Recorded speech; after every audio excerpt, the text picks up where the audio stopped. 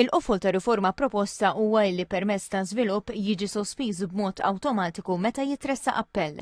Palissa x-xogħlijiet jistgħu jibdew jew saħansitra jitlestew wara li l-appell ikun għadu qed jinstema'. Matul is-sospensjoni l-validità tal-permess tieqaf tiddekurri biex l-applikant ma jkunx penalizzat minħabba t-tul tal-proċess.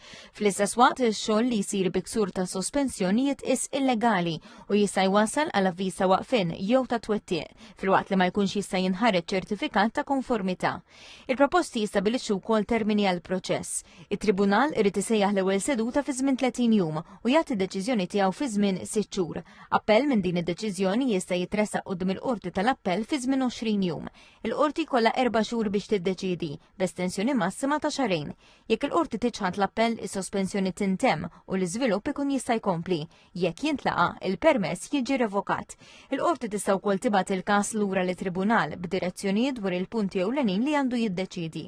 F'konferenza tal-aħbarijiet f'Kastilja l-Prim Ministru Robert Abela deskriva din ir-riforma bħala importanti u urġenti għax fi kliemu tindirizza nuqqas fundamentali li ilu jeżisti fis-sistema tal-ippjanar. Fakkar li dan kien impenn elettorali ċar li qal il-ħidma fuq u bdiet finqas minn 100 jum mill-bidu tal-leġislatura.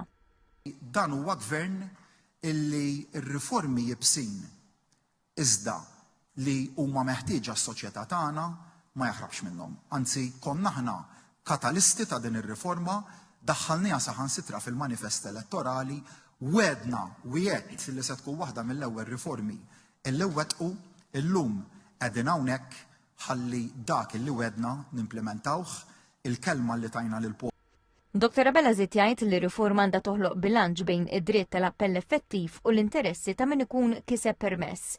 Il-Ministru għall-Ippjanar Jonathan Attard qal li l-bidliet se joħolqu sistema aktar effiċjenti, trasparenti u kredibbli b'termini ċari u deċiżjonijiet fuqhom.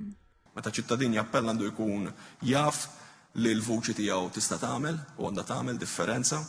Meta investitur jikseb permess għandu jkun jaf li l-proċess ser ikun ċar u anka proċeduralment prevedibbli, meta istituzzjoni tieħu deċiżjoni għandha tkun taf li hemm qafas robust li garantixxi fiduċja pubblika. Il-konsultazzjoni pubblika tibqa' għaddejja sa 18 ta' Awwissu qabel ma riforma tkompli tiġi diskussa fil-Parlament wara l-btajjel tas-sajf.